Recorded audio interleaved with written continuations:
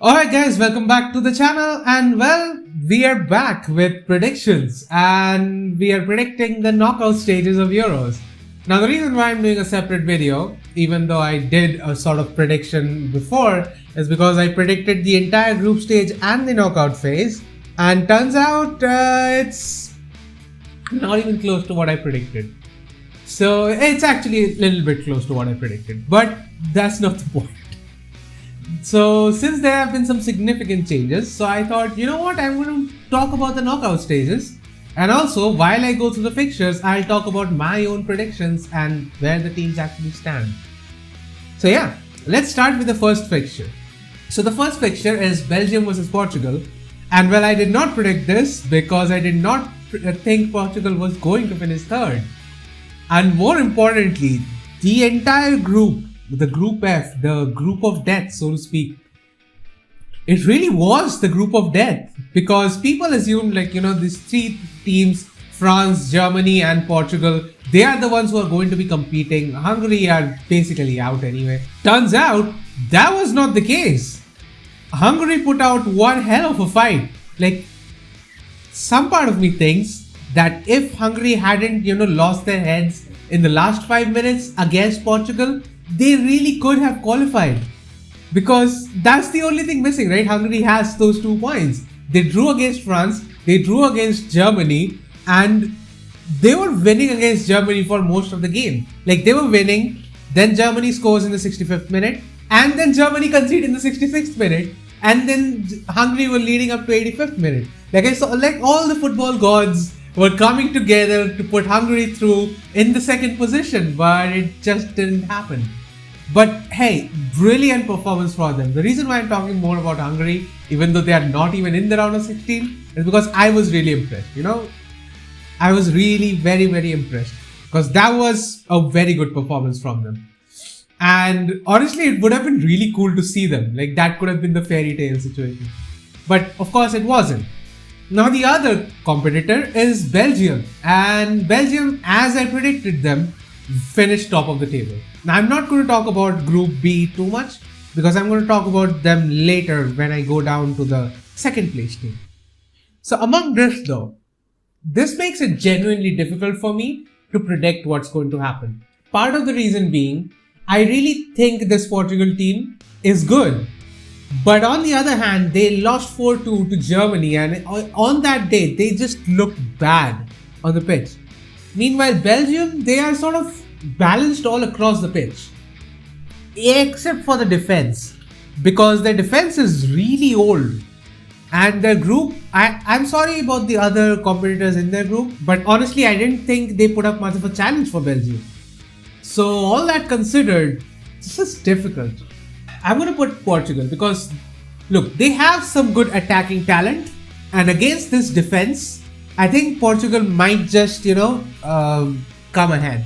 Yeah, I know Belgium has a really good midfield, but Portugal also has a decent midfield, so I'm going to give it to Portugal here. Italy versus Austria. Now, Italy, of course, I predicted they would pretty much top their group, and they did. As far as Austria goes though, I predicted that they would finish third, but they didn't. They finished second because Ukraine on the last day dropped the ball. And so, yeah. But as far as this prediction goes though, Italy, Austria only qualified for this knockout stages for the first time. So, yeah, I have to give it to Italy because they've just been brilliant. And they have gone on a 10-match unbeaten streak now? It is probably more than 10. And they haven't conceded a single goal in that time period. So yeah, they are very good. So I'm going to predict Italy to go through here. Now moving on to the next picture, it is France versus Switzerland.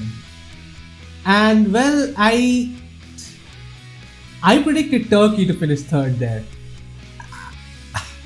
This is one of those things where you really have hopes from a team and they just don't perform whatsoever. I did not expect Turkey to suck this bad, but they did in the end. They haven't won a single game in the tournament.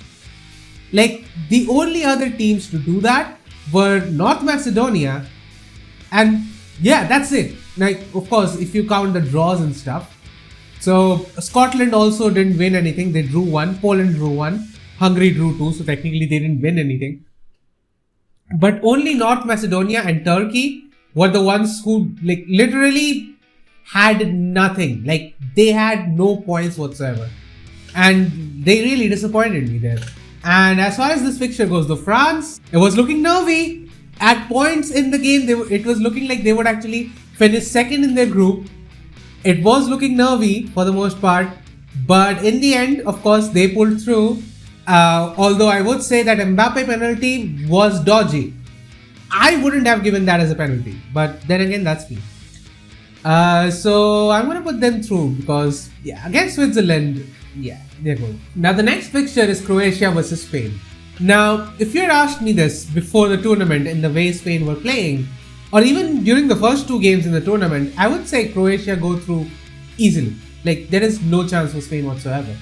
But that last performance against Slovakia, that is what really, gave me that confidence that yes, this team can play. Now, can this team win the Euros? I don't think so. Because, yes, they have a brilliant midfield. Like, I don't understand why Luis Enrique doesn't start Thiago. Because, you have Busquets, you have Pedri, and Thiago would just... That midfield would be brilliant. I don't know why he doesn't start that midfield. But anyway, even without that, even with Koke, Busquets, and Pedri, this midfield has been brilliant. And Pedri, honestly, I feel so happy that this is a Barcelona player who is playing like this. Like, the future of Barcelona is in good hands. Because we have Pedri. I really hope he stays. There's some contract dispute going on, but I really hope he stays in Barcelona because we need a midfielder like that. There is no substitute for talent, and this guy is extremely talented. But as you can see, I'm talking a lot about the midfield, and yes, Spain are also really decent in defense. They are not really bad per se in defense, but their attack, that is their Achilles heel. Like, they can go through an entire match without conceding a single chance, but then they'll just concede that one single chance which the other team will take to, gain the lead. And that's it. That's Spain done because Spain, even though they can defend, even though they can dominate the midfield, they have no one in attack. They have Alvaro Morata. Spain need that consistent goal scorer, something that Spain does not have. So even though I'm putting Spain through in this round against Croatia, because I do feel like they will dominate Croatia in the midfield and this entire battle will be won in the midfield. So yeah, even if it goes to like extra time, I feel like Spain will just enough they like get a goal from somewhere and go through against Croatia. So yeah, although I don't see them going any further than that. Now Sweden versus Ukraine. This was another one. Now I predicted Spain to finish second, but I predicted Poland to finish first. And they finished fourth. Brilliant prediction by me there. But no, Sweden, they have played really well. When I saw Alexander Isak playing for Real Sociedad, I genuinely thought, why is Barcelona going for these big names like Holland or other names where you could literally go for Isak, who has played in your league, who has played brilliantly and is probably cheaper. But of course, they didn't do that. Now, Isak will probably cost an arm and a leg because his performances in Euros has proved that he is a player to watch out for. And I don't think he's going to be staying in Sociedad for long because he has played really well. And against Ukraine, I don't think Ukraine stands a chance. Like, yes, they did show some decent performances, but Sweden just is more talented. So I'm going to pick Sweden. England versus Germany is our next fixture, and boy does this bring some flashbacks. Now this is going to take place in Wembley, so England have a slight edge there. But look, I'll say it as this. I expected England to actually finish second, and so they would have played Spain. But they didn't. They finished first. They did their best. And to that end, I would say that, the draw against Scotland wasn't convincing. Their win against Czech Republic wasn't convincing. The only thing they convinced with was their win against Croatia, which I didn't think they were going to win, but they did, so good for them. So I don't think they are a very convincing team in England. As far as Germany is concerned, they are a good side. Yes, I know they drew against Hungary 2-2, but you have to remember, so did France. And you also have to remember, so were Portugal up until the 85th minute of the game. So yeah, Hungary are a very good side, and it doesn't really reflect poorly on Germany that the fact that they drew against them. I would say England is the one who is, not that great. Like Germany have a good side, and if they click, they click. But England, they are poor. They just aren't using their talent properly. And I don't know. I'm gonna put England through. Look, they're playing at Wembley. They have that home advantage, so to speak. And so, yeah, I think they'll go through. Netherlands versus Czech Republic. Now, I didn't give Czech Republic a look in because I thought they were going to finish 4th and Scotland was going to finish 3rd. But then Scotland got just 1 point, so obviously they didn't finish 3rd. They had the chance, but they couldn't take that chance. As far as Netherlands are concerned, I knew they were going to top. They dominated the group, which wasn't really that difficult to do. And they are going to dominate this game. I don't see Czech Republic really pulling an upset here. And now we move on to the last game in this round of 16. Actually, this is the first game in the round of 16. So it's weird. You know how I said that I'm not going to talk much about Group B? Well, this is the reason why. This is what I was waiting for. Now, in Group B, Denmark, I predicted them to actually finish 3rd. And they did better than that. They finished 2nd, with Russia actually finishing bottom. Russia, I predicted, would finish 2nd. They finished bottom. And Finland finished 3rd in that group. Which is fine because Finland didn't qualify because they only had 3 points. But no, the important part is because the horrifying scenes that we saw on the field with Christian Eriksen just falling. I think he had a cardiac arrest. And then he was carried off the field. That match was delayed. But then UEFA stepped in and they didn't even have the basic human decency to delay the game. Denmark were... You think about this for a second. Like, you are a team who is playing in such a big stage. Your captain, your star man, just falls to the ground and falls unconscious. He has to be revived and taken to a hospital. What is your mental state? Are you ready to play? You are not. Like at first we get the reports that, the player said, now we are going to play today. And many people thought that, yes, maybe they have that mental strength to, say, you know what, we are going to play today for him. But in the end, we found out that the only 2 choices they had was you either play 1 hour later or you play tomorrow morning. Why? Why can't they delay the game by just 1 or 2 days? It's not that hard to do. And in the end, of course, Denmark ended up losing that game narrowly to Finland. But they did come back. They had a brilliant performance against Belgium where they took the lead. But then they ended up losing. But then they spanked Russia and guaranteed their 2nd spot. And this is a team that right now is very motivated. And they are going for Eriksen. So yeah, against Wales, I think they'll go through.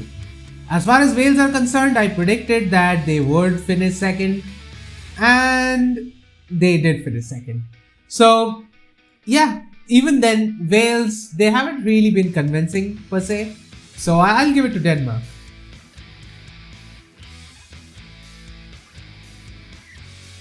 Now I'm not going to do separate videos for quarterfinals, semifinals and finals. I might just react to my predictions, but I'll not do other predictions per se. So these are going to be like my final predictions, so to speak. Well, now we move on to quarterfinals and these are going to be much faster because we have talked about all my predictions and all the group stuff. So yeah. Now in the quarterfinals, the first quarterfinal according to me will be Portugal versus Italy. This is interesting because I actually like this new Portugal team. But the Italian team, you cannot deny that the Italian team have been brilliant. And you know what? I'm going to put them through. Because yes, Portugal has Ronaldo. But Italy just has that more solid team. Like they look balanced as a team, and I just feel like with their defensive record, yeah, Italy are going through. Next one is France versus Spain. And now I said that I don't think Spain will progress much farther into the tournament because of their striker issues. And I really don't understand why Iago Aspas wasn't selected in the squad. Instead, they picked Alvaro Morata, and the less I speak about him, the better for my mental sanity. So this is difficult because I feel like Spain will dominate the midfield. And if France doesn't have much possession, they won't be able to do much. But on the other hand, Spain play a very high line, and with Mbappe, with the pace of Mbappe, if he can get behind that line, he's going to run the Spanish defense ragged. This is going to be a very close game, in my opinion, and I'm going to put France through because, yeah, they kind of deserve it. Now, the next one is Sweden versus England. Now, look, I talked about how Sweden was talented, and they are very talented. But England just has that big name appeal. And I really hope that deep in the tournament, they have finally figured out how to play with the amount of talent that they have. Like, you can't say that the English national team is not as talented or probably even more talented than Sweden. So I'm going to put England through because they'll probably find a way against Sweden. Now for the last one, it is Netherlands versus Denmark. Fun fact, when I was a kid, I was incredibly stupid. And I actually thought Denmark and Netherlands were the same country. But the point being, here, yes, look, Denmark has been on an inspired run because, they are really rallying together as a team. But I think Netherlands just has the better personnel. On the day, maybe Denmark can beat them. Maybe they can find their way. But, as far as these are predictions, so I need to consider the more obvious aspects of it. So I'll put Netherlands here. Now we move on to the semi-finals. And in the semi-finals, the first fixture is looking really cool. Now, part of the reason why I actually put France through is because I can get this fixture then. Because if you guys don't remember, this is a World Cup fixture. This is a World Cup final happening again. Of course, they have met since, but you guys remember the World Cup final, right? Like, I was just a little kid at the time. I didn't even watch it at first. Like, I only watched it later on because, do you really think as a kid I would be allowed to stay up that late? Of course not. But, yeah. And I just think that just like that World Cup fixture, Italy are going to do it again. Because, look, France have a good squad. I'm not going to deny that. But their defense is not as good as they used to be. Like Varane, yes, he's a good defender. He's a world-class defender. He hasn't had the best season with Real Madrid or with France. So I'm just going to say, Italy go through here because they just have the better balanced team. Now, England versus Netherlands. This is difficult because, of course, you think about Netherlands and you think about the way they play. I really enjoy the way Netherlands play. But then again, there is England, with their star power. But I just feel like England, they haven't really shown me enough to sort of suggest that they will make it to the finals. And I'm going to say Netherlands go through. And so, yeah guys, football is not coming home. Sorry about that. In the final though, Italy versus Netherlands. And I just feel like once again, since Italy are such a balanced squad, since they have been in such an amazing form, I just feel like they are going to win it. Because I really genuinely feel like Italy are going to win it. So yeah, that is my prediction. Italy would be the Euro 2020, or as normal people would call it, Euro 2021 champions. So yeah. Well guys, that's all from my side. If you enjoyed this video, then consider pressing that like button. Do subscribe to my channel for more content because I do make more content like this. As you can go back and check on my channel. And well, all that said, I will leave you guys in peace.